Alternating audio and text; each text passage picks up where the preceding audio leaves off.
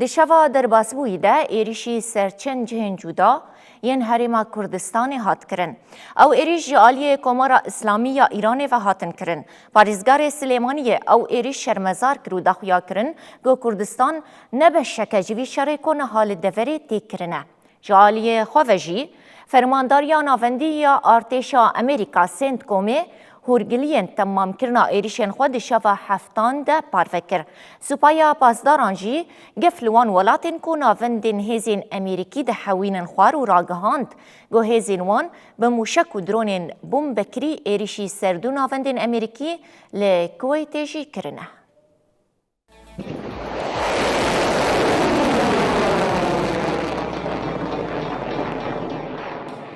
هر موشکک ناوک لحاتیه کرن. سپای پاسداران گو که ظاهری خودی رول و بریار آکومارا اسلامی ایران تدیتن ناوی خیبر شکین لوان موشکان کریه وک نشانه که گو اولدجی اسرائیل لیبری وان موشکان دایه کردستانه.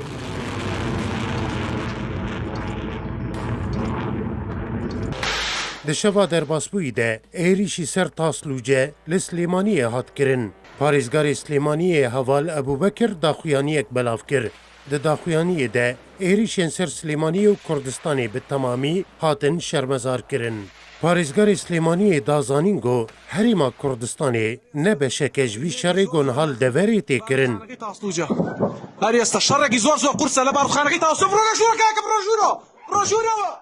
جالی خوژی دژ ترور هریما کردستانی اشکره کرگو دشوا در باسبوی ده به 5 درونن بمبکری ایریشی سر هولیری هات کرن. لی او هر 5 درون جالی هزین هفپیمانی ناو دولتی و لازمان هولیری هاتن تقاندن.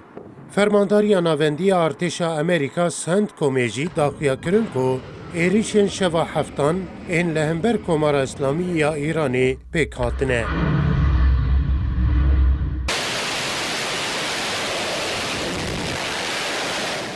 سنت کومی اشکره کرگو دیریشن وی جاری ده ناوندین و شرطنا چک و جبل خانیان این لجر عردی این ایرانی هاتنه بمب باران کرن.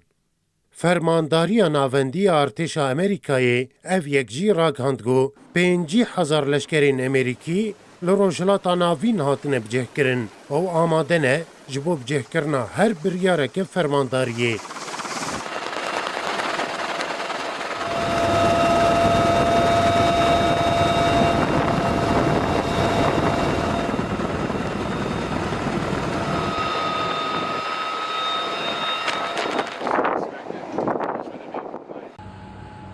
سپای پاسداران جی گفلوان ولاتان خوار انگو ناوندین هزین امریکی لجم خود حوینن و گوت دوی اولات خوشبو بر سفداینا ایرانی آمده بکن. دبر دوامی داخویانی ده سپای پاسداران گوت گو هزین وان هر دو ناوندین عریف جانو علی سالم لکویتی دانه بر موشک و درونین بمبکری ده انجامی ده لگور سپای پاسداران چند لشگرین امریکی هاتنه کشتن. کنالین راکاندنی این فرمیین ایرانی دیمنین پرو رین ویران کری نیشاندان گوت شوا در باسبوی ده هیزین امریکی دست به بمباران کرنا چند جهن بناسازی کربون.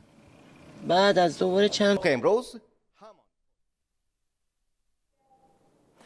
جبو ناسکرنا روشا هر دو باجارین سلیمانی و هولیره و آوایی که راست انبر خاددن سلیمانی باشور کردستانه جوی داره نوچکانامه آلا احمد بشداری و ولتنید به آلا دما و باش به. والله نوفين صلاو لتو صلاو لبينران دیارە هێرشەکان بۆ سەرهەرێمی کوردستان بەردەوامن لە دوای ئەوەی کە شەڕ لە نێوان ئەمریکا و ئیسرائیل دەستی پێکردوانێ. ئالا گەرتو دەنگێ متکی ئەف درۆژن لەپەی هەف ئەف ئێریشن هون بەحسەوان دکن لە دژی سلێمانی و هەولێرێ تێن کردن ڕەوشە هەری داوی یا هەردوو هەریمان چییە. دونەها بخۆشی لە سلێمانیەنە وان ئێریشان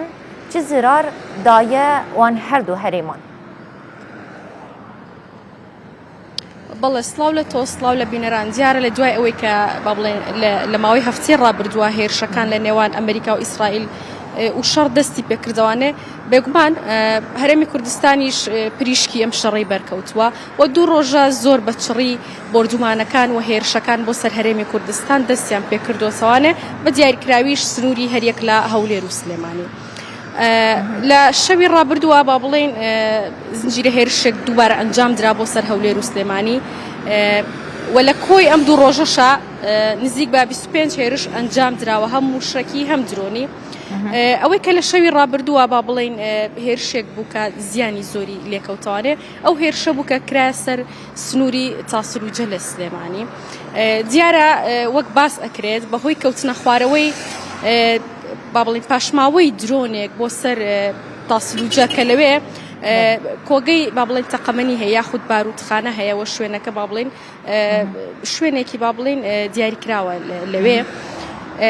ئەمە وای کرد کە لە دوای کەوتنە خوارەوەی درۆنەکە لەوێ تەقینەوە ڕوو بدات و ئاگرێکی زۆر بکەوێتەوانێ هاوکاتی ئەم زیانە بڵێن ماڵیانە سێ کەس برینار بوون کە من لەگەڵ بەرپرسی فریاکەوتنی خێرای سلێمانیا قسەم کرد بەڕێز سامان نادر ئەو بە منی وت کە ئەو سێ برینارە برینەکانیان سووکە و لە نەخۆشخانەی شار لە سلێمانی چارەسەر وەرئەگرن و برینەکانیشیان با بڵێن بەهۆی درۆنەوە نەبووە بەڵکو بەهۆی پاشماوەی ئەو تەقینەوانەوە بووە کە لە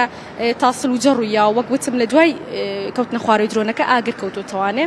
و لە ئێستا ڕۆژی هەر سێ برینارەکە جێگیرە و تەندروستیان باشە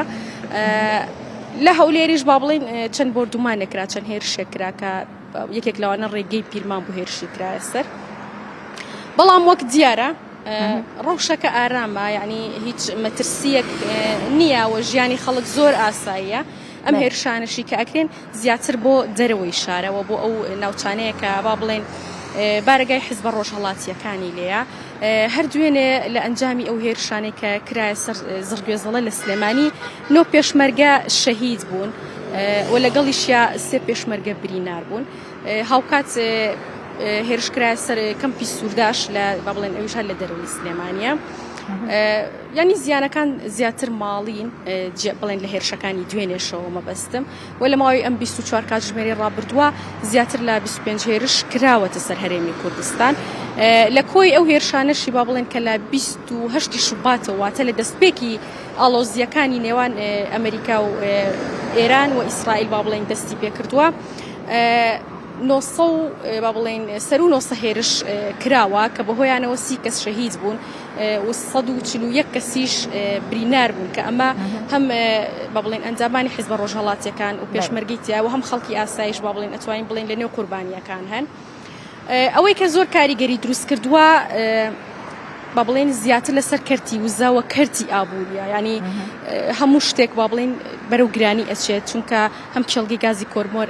با بڵێن بەرهەمێنانی ڕاگرتووە هەمیش هەناردەکردن یاخود هاوردەکردن لە هەنێک شوێنەوە یان لێرەوە بۆ هەنێک شوێن وەستاوە ئەمانە هەمووی کاریگەریان لەسەر ژیانی خەڵک دروست کردووە بەڵام ڕەوشەکە ئارامە ینی هیچ مەترسیەک نییە خەڵک ژیانی ئاسایی خۆی بەڕێ ئەکات و لەم کاتیاکە من قسەی تیاکەم هیچ بۆردومانێک یاخود هیچ مەترسێک لە ئارایانە